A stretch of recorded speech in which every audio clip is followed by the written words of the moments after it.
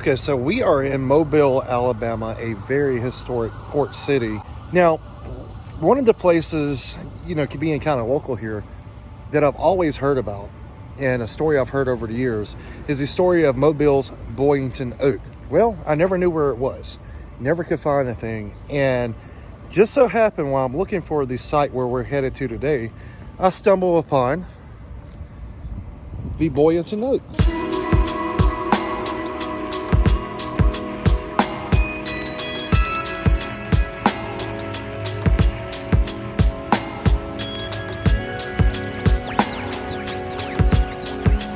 Okay, so this is the Boynton Oak. And in 1835, there was a man by the name of Charles Boynton here in Mobile that was wrongly convicted of murder. Well, they hung him anyway. And they buried him right here. And it is said that when he died, he said that a large oak tree would spring up from his heart out of his grave as a symbolic representation of his innocence. Well, that's exactly what happened. This large oak tree sprung up from his grave, and now you can see it right behind me. So pretty cool. This is a site that I've often wondered where it was, and here we are. So every day you learn a little bit of history and you see a little bit of history. So pretty cool.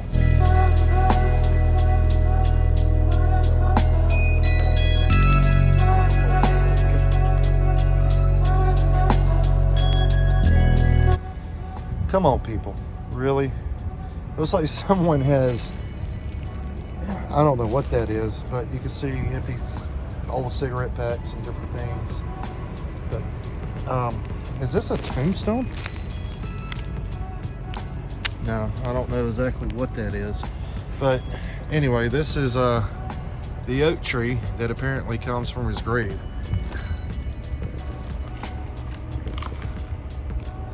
All right, so pretty cool. We learned a little bit of history, and now let's head to our next location and see what we can find out. The location we were originally headed to. So let's go.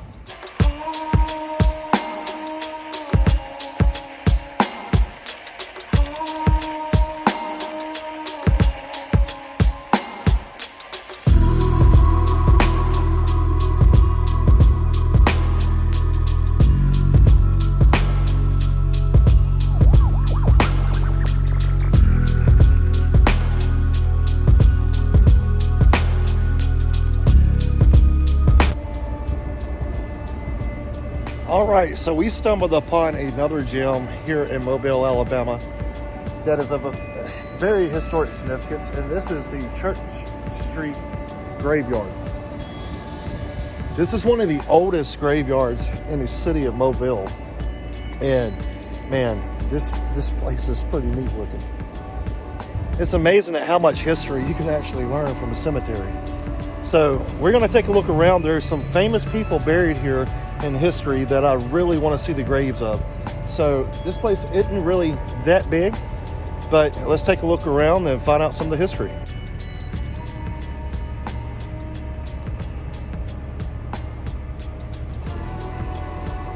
Okay, so this cemetery was established first in 1819. So it is a very old cemetery.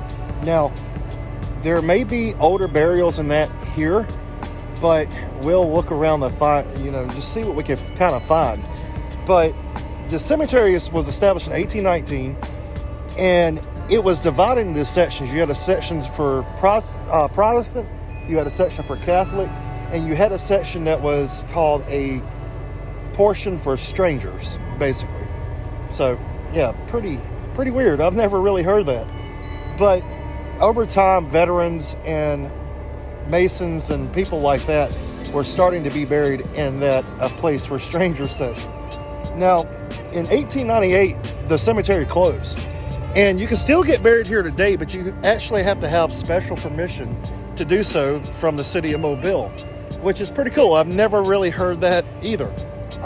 But one of my favorite things about this cemetery is the wrought iron fences. This cemetery has a lot of influences from New England stonework and early 19th century stonework, and also the wrought iron fences. which dot a lot of southern graveyards around the South and also, you know, other parts of the country. But just, I mean, check this out, man. This is so neat. So let's take a look around and see what we can find.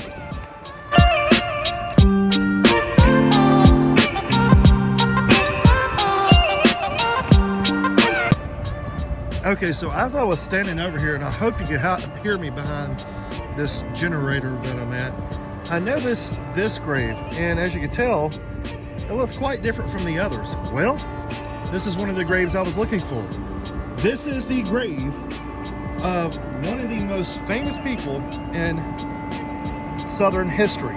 If you're a fan of Mardi Gras, or you're a fan of Mobile Mardi Gras, New Orleans Mardi Gras, or any carnival type thing like that, well, this is the grave you want to come see. This is Joseph Kane. And Joseph Kane was better known as Joe Kane. He was born in 1832, died in 1904. And this is the man who helped establish what we know as Mardi Gras. In 1866, he dressed as a Chickasaw Indian and paraded through the streets. And he was throwing all kinds of things and giving people stuff. Well, this is the first man who helped establish Mardi Gras. Now, I don't know what all the green paint is around the graves. Really not sure. But pretty cool, man. Check that out. Somebody's gonna left him a bunch of beads and Mardi Gras coins, and we're not gonna mess with them. But that is pretty cool. Oh, we see a Mardi Gras coin that fell off the grave, so I'll pick that one up.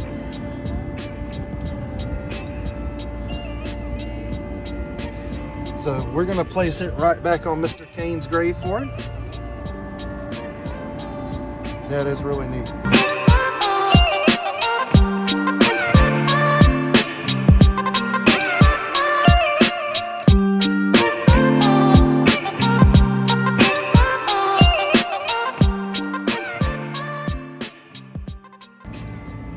So apparently his wife was Elizabeth Raby Kane, and she died in 1907, not long after Joe died. But pretty cool to see his grave in person. And then we have some more graves right here. Julian Lee Rudy Rayford. Huh. He spent his life trying to be a good American. He was a noted folklorist, sculptor, painter, writer, and poet, and he wrote tales and sang the songs and chants of early America. Judy wrote of his home in Mobile, a town asleep, but seething in dream and full of heroes, and great figures tramping through his swamps and stealing down his river, passing over his bay. He was the founder of the Joe Kane Mardi Gras celebration and wished to be buried in the Old Church Street graveyard next to Joe's grave. Pretty cool. So this guy is actually the guy that founded the Joe Kane celebration for Mardi Gras. And then next to him you have Eugene Ferdinand Walker, who was born in 1921, died in 1998. And the Socrates monkey seen dancing in midair amidst sun, moon, stars, and field flowers. Born in the land of the lizard fever in sweet Lunacy's county seat, this untidy pilgrim of the world lived by the credo, when all else fails, throw a party. Oh man, that is something else. Apparently, Monkey Poems was a book that he authored, and someone's left him a white claw. And then we have Robert Hugh Schultz, 1931 to 2006. So apparently this is the Mardi Gras section of the graveyard, which is pretty cool. I never knew about this. Now, I thought this tombstone was very neat as well. This was William Foster who erected this as a tribute of affection to his beloved wife Elizabeth, a native of Cork County, Ireland, who died on the 19th day of February 1847 at 26 years old. Wow, that's tragic. Now,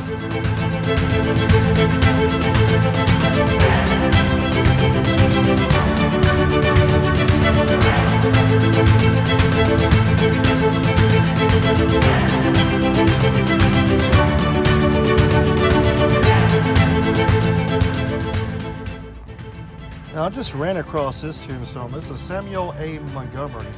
He was killed by the explosion of the Antoinette Douglas in December of 1851. He was 23 years old. Wow. That is pretty cool. So I just ran across this little memorial tombstone in the shape of what looks like basically Washington's monument in DC, and this is for William J. Morgan, born 1812 and died 1837. He was 21 years old when he died. So I've been trudging around this graveyard for quite some time, and man, is it hot. It's about 100 degrees today. But up under these tall live oak trees, it's a nice place to get some shade for a moment and to kind of rest for a second. There are certain graves I'm looking for here, but there are graves that you can't read. So I may or may not be able to find some of the graves, but we've already found a few. So let's keep looking. Now, there's no map or anything for this graveyard, so I've already checked on that, but there's nothing. So we just kind of have to walk around and find our way. All right, so I'm taking kind of a minute to relax up under this big live oak tree, and it's amazing at how much cooler it is up under these than it is out in the middle of the sun. It's 100 degrees out there, and you walk up under this tree and it's like 50 degrees cooler, it feels. So yeah, wow. Everywhere you go, there's sirens. All right, so there's at least 2 graves I want to find before we do leave here. 2 more graves. One is of a man who I've read about a lot reading his Civil War history in the area. So we're going to find that tombstone, hopefully engraved. And then I just saw the other right behind me that we were wanting to check out now. So let's go see this one. Or maybe it's one of the other ones I couldn't find.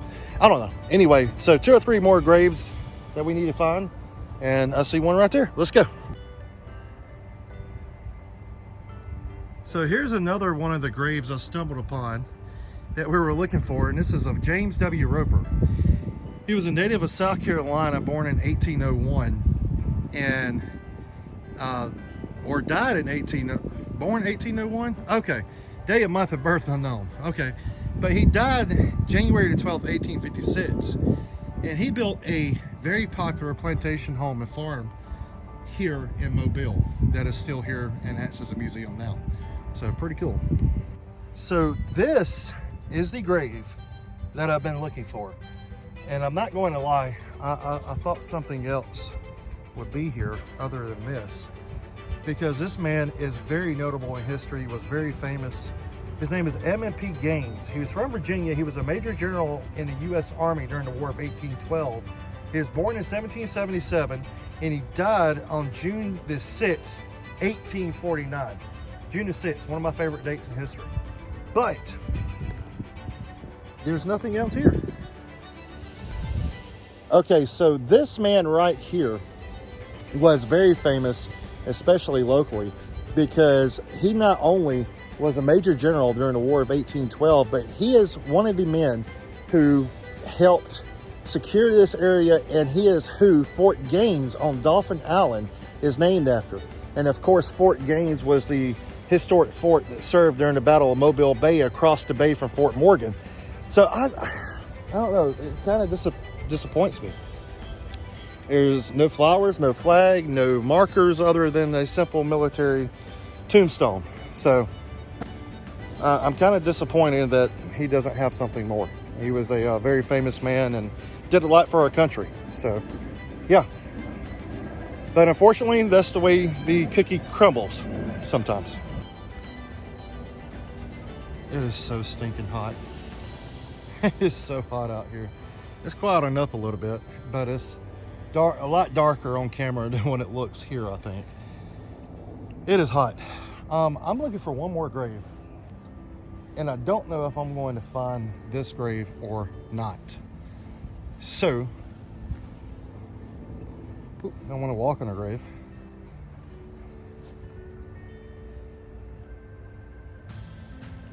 I can't really read it. Maybe you can see it better on camera. Just something that caught my eye.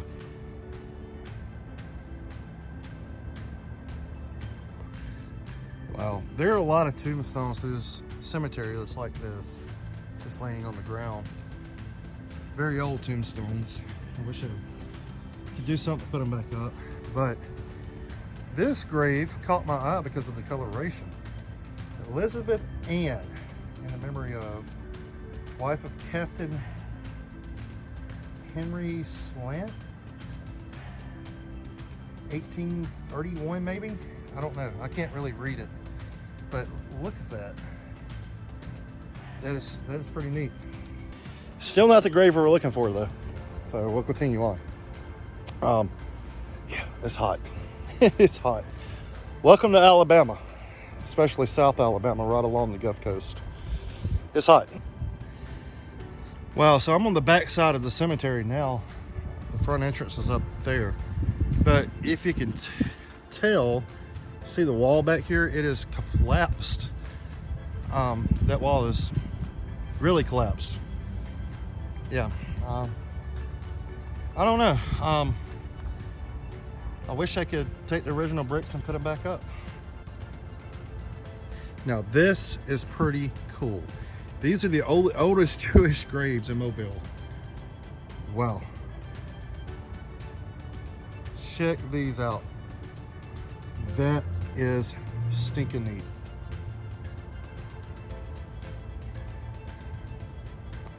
Okay, so I'm still here looking for my last grave that I don't know if I'm gonna be able to find it. But the grave is of Mr. Eugene Waiter, who was an actor and author here from Mobile.